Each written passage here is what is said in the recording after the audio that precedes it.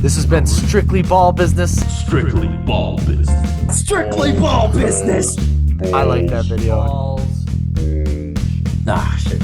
We're moving on to a player who we don't want to see as much. One that we don't love seeing on our TV. And we know that LeBron wants to see less of him as well. Russell Westbrook is probably going to get bought out at some point this season. It's just inevitable.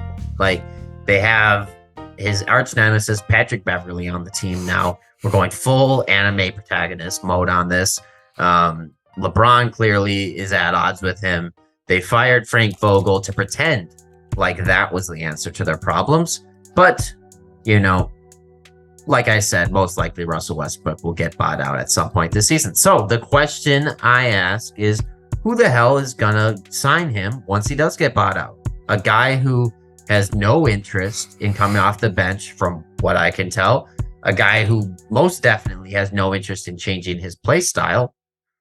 Why would I want him on my team if I am the GM of any NBA team? Correct. So that's the big question. I actually don't think he's going to get bought out. So he just accepted his player option. He's on an expiring contract. Granted, it's $47 million. That's a hard bullet to bite. I think it's more possible he gets traded. I think he gets traded and then bought out. I don't know. Like, I don't think he's going to a winning team is my thing. So, and if he goes to teams like the Pacers, which are very rumored, why would it would make sense to buy them out? Let's run with the Pacers. It makes sense for them to buy him out because they're like, we don't want to play him. He's just going to infringe on the rights of Tyrese Halliburton. But then why even make the trade? Like, what are you going to get from the Lakers for? Because they'll give him a first round pick or something, because the Pacers will give back Miles Turner and someone else, Buddy Hield, while you give back Russell Westbrook and a couple of picks. However, I think they can get a lot better returns from anyone but the Lakers for those. So, then you look. So, I just don't think. If I were his team, I'd be like, let's just wait it out. I don't know. Now the more I'm talking about it, if you can get him, I don't think Hield is going to agree to a buyout. $47 million. They're going to be like, hey, how about 30 and you go play for another team? I don't know if he wants to do that because he's shown clear that he wants a team to build around him. He doesn't want to fit into a team. I don't think that's going to lead to the right discussions with the Pacers. I don't think they're going to be like, oh yeah, we'll build around you. I think ultimately the decision would come to buy me out, because he doesn't want to play on a team who doesn't have winning aspirations. You know, he wants to be on a winning aspirational team, and he also wants to be the leader. He wants to have it all. Yeah. No, so that'll get into some of these things. So now that we're into some of the mindset we think he's getting to, where we can only assume this stuff. We don't know Russell Westbrook. We can only assume this stuff what we see in the court. Yeah, Westbrook. If he's listening to this, it's Westbrook. So the first team, there's two teams that are marginal that I think kind of that might take him. First team is probably the most likely in my book, and that's the Wizards. Wizards, I like Monte Morris, good guy. If Russell Westbrook gets bought out, they just trade it. They have Porzingis. They just got Will Barton too. Do they? Yeah, they got Will Barton. It's like, you know what? Maybe Russ come back. Let's see if we can turn something into this Porzingis Beal deal. I don't know. Is he the permanent answer at number one at the point guard? I don't think so. Think he can make a return to the Wizards?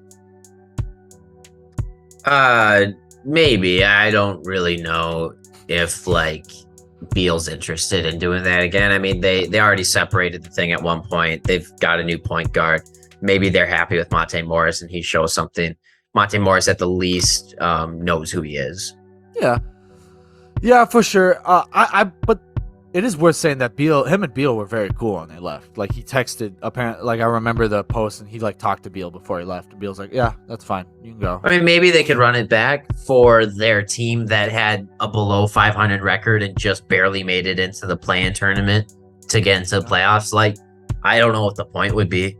But that team is not going anywhere. But this is a Wizards type move. I can see the Wizards being like, yeah, maybe. Russ, come back, because they love hanging out in mediocrity. We just made a whole video. It's still a big salary for them to take on, so they would have to trade out some value.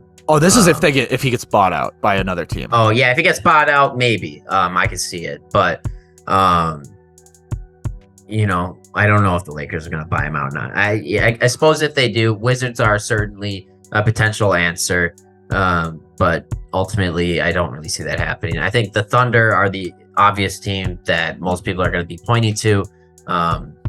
You know, if he wants to play his last games and retire. I don't know. I feel like the Thunder wouldn't want to do that. They love Giddey so much. They put so much into him and SGA. I just feel like they wouldn't want to do that. He's gonna completely infringe on what Giddey and SGA are trying to do, and they're trying to develop those guys. Even though Chet's injured, they're gonna try to get those guys on the floor. And I don't see that. I thought about OKC. I'm like, oh yeah, that would be kismet that he returns there. I just don't think that happens. They're an actively rebuilding team. Yeah, I mean, if they want to have him come off the bench and do a few minutes, and if he's willing to do that role, I could see it happening. I think any team that brings him on is doing it so that he can come off the bench. So if he's not willing to accept a bench role, I think it's time for him to retire. Okay. What about the Raptors? Move Van Vliet at the 2. Would they want a playmaker like that, or is he just gonna fuck up their spacing's already hard as is? Do you think the Raptors would try to take in him? I don't see them doing that. I mean, they've got plenty of good forwards they can play at the 2. Yeah. They've got Gary Trent. Mm-hmm. Gary Trent. One team I'm pretty sold on is actually the Jazz. I know we've talked about them in every video so far, but listen, like they say, take Conley, we'll take Westbrook, we'll ride out his expiring. We don't have a fucking point guard besides Conley. The Lakers would love that. Would you rather, if they're like, hey, take Bogdanovic, give us that first, and like Taylor, Horton, Tucker, we'll just fucking take anything, and we'll give you Bogdanovic and Conley. Think the Lakers would want to do that? Lakers would maybe want to do it. I don't see why the Jazz would do it unless they can get picks out of it. And is that worth giving up an unprotected first round pick for if you're the Lakers? I don't know. I probably would just stick with what I got at that point. I think they can do something better. They've certainly been trying at least, but Mike Conley is honestly maybe worse than Russell Westbrook at this point. Like, they both suck. Bogdanovic is interesting. That provides a little bit of value, but they need more than him. Well, yeah. So, I mean, I think Conley can help a winning team more than Russell Westbrook can help a winning team. Who's the better basketball player? It's probably Russ, but Mike Conley, his locker room presence, his play, I make the difference between Russell Westbrook's playmaking. It's fine, it's good. It's just, it's not winning playmaking. Whereas Conley actually has winning play. He's shown he wasn't an effective scorer, but he could still help the Jazz get to a 5th seed and a first or 2nd seed the year before that. Even though he's not an effective scorer anymore, his defense is slowed down. Bogdanovic, I think, would be really like the pick there. Like that'd be a steal because he could still provide you an efficient 17 points per game, and I think they would love that. And floor spacing, shooting, whatever you need, go get a bucket. I think the Lakers would like that versatility. I think that'd be worth it. Maybe. I mean, I think they already have Patrick Beverley, who's a better player than Mike Conley at this point. So I don't even know if it matters. True. True. But maybe they just want, like, Patrick Beverley is an elite playmaker, whereas Conley's a really great playmaker. But last team, he's also getting paid a ton of money. Less than Russell Westbrook. I guess like if they make the money work, if they want to, if they figure it out, sure. Mm-hmm. I don't know. I'm not in love with that. But the Lakers don't have a ton of great options, so maybe that's the best they can do.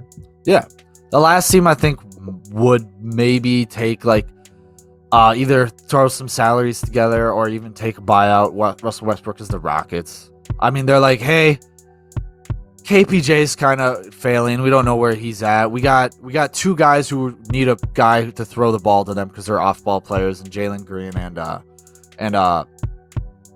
Jabari Smith Jr. Can you just come in, throw the ball to them, give us a year, sell some tickets, make some exciting basketball? KPJ will move him to the 3 or some shit. You see that happening? Maybe he'll return to the Rockets. Maybe. I mean, I would love to see Russell Westbrook fall in love with the idea of mentoring others and not worrying about like his stats as much. Like, Mhm. If you really want to worry about the assist one, man, just get really good at passing. Like, we know you can do that, so why don't you just show us how great you are at that? We don't really want to see triple doubles anymore for us. Yeah, And and if plus, you can get assists to our guys, great. yeah, and the Rockets are one of the few young teams that already have all the shooting around a guy like Russ. So they like Alperen's learning how to shoot. They certainly got guys that are willing to spread the floor. Jalen Green's knockdown shooter. Jabari's gonna be a knockdown shooter. So we'll see. That's decent. Yeah, I certainly think they have a good young core in Houston. I'd hate to see Russell mess it up though, but True. He tends to mess things up for people. Yes, he does. But what do you guys think? Comment below. Let us know what team would buy out. Is he even getting bought out? Give us your thoughts. Comment below. Let us know. And like and subscribe if you haven't. Our last season opener must be coming soon. So I mean, they gotta make a decision if they want him on the team.